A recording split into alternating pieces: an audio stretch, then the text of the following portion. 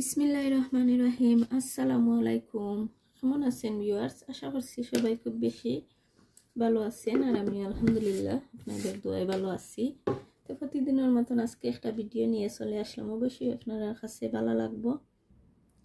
আজকে আমি একটা ইলিশ মাছ ভাজি করব আর 4টা ডিম রান্না করব, তো আপনাদের সাথে একটু শেয়ার করে নিব।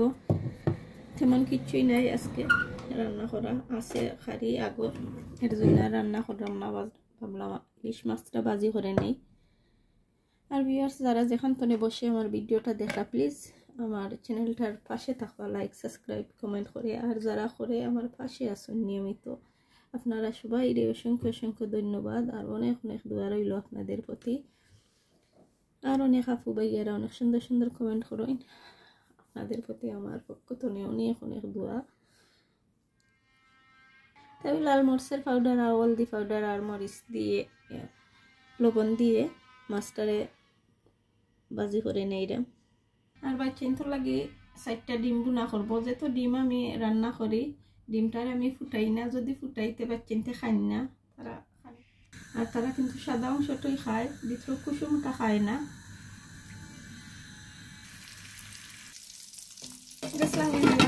সপ্তনে এসে ভাবলাম কিতা রান্না, ইলিশ মাছটা ভিজাইয়া তুইয়া গেছিলাম, তো ভাবলাম ইলিশ মাছটা রান্না করে নেই, বাচ্চাইন লাগে কিছু খানি আনার জন্য, তো কিছু খানি নিয়ে আসলাম। তো আপনারা সাথে একটু শেয়ার করে নিব, কারণ ভিডিওটা আর আমি সফ গিয়ে বানাইতাম পারছি না। আর খাপড়ো সফ গেছিলাম, খাপড়ো সপ্তনে 2টা দিয়েছি, ডিমটা সিদ্ধ করার বসাইয়া দিচ্ছি।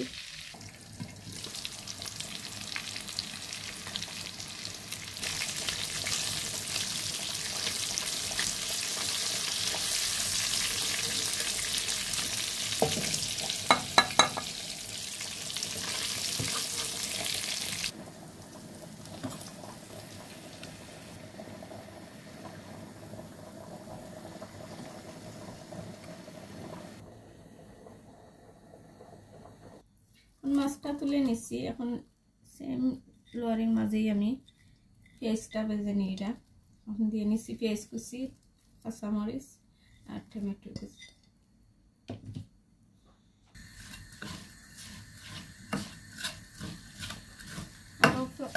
একটু জিরা পাউডার দেবো আর হলদি পাউডার।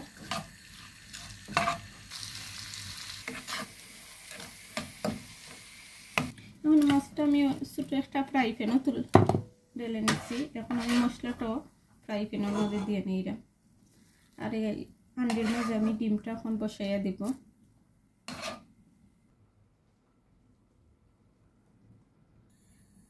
এখন আমি ডিমটা বসাইয়া দিলাম, আর ভাবছিলাম আলু ভাজিটা বানাইতাম না, তো এখন আমি আলু ভাজিটাও বানিয়ে নিলাম আর একটা সালাদ বানিয়ে নিব। যেহেতু আমি ডিমটা ফুটাইতাম না, ডিমের মাঝে আমি এমনি রান্না করবো, বা টেন্সে যত ডিম খাই না, সাদা অংশ খায়, ডিমও কুসুম খায় না। ডিমের মাঝে আমি মশলাটা একটু কম দিব, কারণ তারা ডিমটা খুলিয়ে খাইলে মশলাটা খায় না, ফালা নিতে না, আমার কম দেওয়াটাই বলা।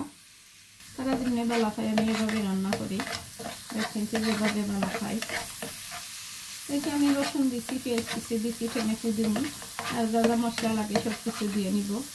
ঠিক আছে ভিউয়ার্স, আপনারা দেখতে থাকবা, আর আমার কথা যদি কোনো ভুল কিছু হয়ে থাকে আপনারা ক্ষমা সুন্দর দৃষ্টিতে দেখবা। আর যারা এখন পর্যন্ত আমার চ্যানেলটার পাশে আসছেন না, প্লিজ চলে আসবা। আর যারা লাইক সাবস্ক্রাইব কমেন্ট করে আমার পাশে আছেন, আপনারা সবাই অসংখ্য অসংখ্য ধন্যবাদ, আর অনেক অনেক দোয়া রইল আপনাদের প্রতি, আমাদের জন্য দোয়া করবা। এখানে বিদায় নিলাম, আল্লাহ হাফেজ, আসসালামু আলাইকুম।